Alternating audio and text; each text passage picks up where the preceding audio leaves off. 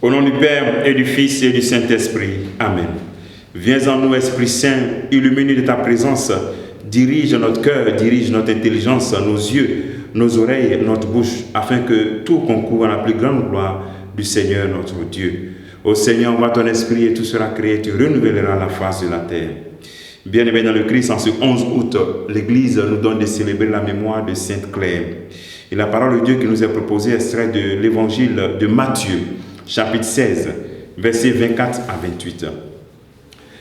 En ce temps-là, Jésus disait à ses disciples, « Si quelqu'un veut marcher à ma suite, qu'il renonce à lui-même, qu'il prenne sa croix et qu'il me suive. Car celui qui veut sauver sa vie la perdra. Mais qui perd sa vie à cause de moi la trouvera. Quel avantage en effet un homme aura-t-il à gagner le monde entier si c'est au prix de sa vie? Et que pourra-t-il donner en échange de sa vie?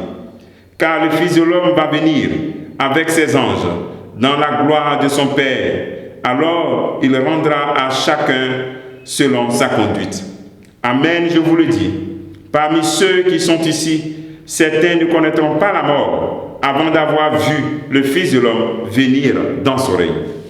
Acclamons la parole de Dieu. Louange à toi, Seigneur Jésus. Ce passage que nous venons de lire suit la réponse de Jésus à Pierre.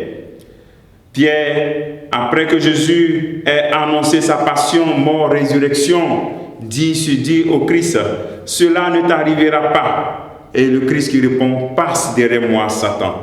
Prends ta place de disciple. » Le disciple est appelé à marcher, non devant le maître, mais derrière le maître. L'évangile de Jésus nous montre aussi les exigences de ce que cela signifie, passer derrière le Christ, être derrière lui, être derrière Jésus et le suivre. C'est renoncer à soi et prendre sa croix. Est-ce que tu peux dire, comme Paul aujourd'hui, ma vie à moi, c'est le Christ? Paul le dit dans Philippiens 1, verset 21, ma vie à moi, c'est le Christ. Est-ce que je passe vraiment derrière le Christ? Je le suis. La croix n'est pas une exigence du Père, mais la conséquence de notre engagement libre à assumer notre marche à la suite du Christ. C'est cela la croix. L'enseignement aujourd'hui, c'est qu'aujourd'hui, il y a une course effrénée au bien matériel, une course effrénée à la facilité, aux chemins les plus courts. Et nous nous rendons compte que ces chemins-là ne nous remplissent jamais. Mais celui qui se donne et s'engage pour les autres en s'oubliant reçoit une grande joie, reçoit un grand bonheur.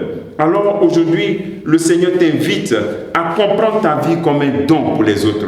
Il arrive même souvent que nous regrettons les bonnes actions causées, les bonnes actions que nous réalisons envers les autres, à cause de l'ingratitude, ou bien parce que personne n'a dit merci, ou bien on ne reconnaît pas. Dieu voit dans le silence ces bonnes actions que tu réalises, parce que tu prends cela comme ta manière de marcher à la suite du Christ, ta manière de prendre ta croix, d'assumer les exigences à ta marche à la suite du Christ.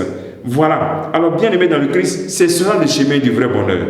Le chemin du vrai bonheur, le chemin de la vie éternelle. Et en ce jour, révise ta manière de suivre le Christ. Est-ce une manière qui est une manière engagée ou bien une manière qui est désengagée à moitié? D'où vient ton bonheur? Où tires-tu ton bonheur? Dans le service des autres? Dans le service de Dieu? D'où vient ton bonheur? Pose-toi cette question en ce jour. Que le Seigneur te bénisse, qu'il nous bénisse tous en ce jour. Au nom du Père et du Fils et du Saint-Esprit. Amen.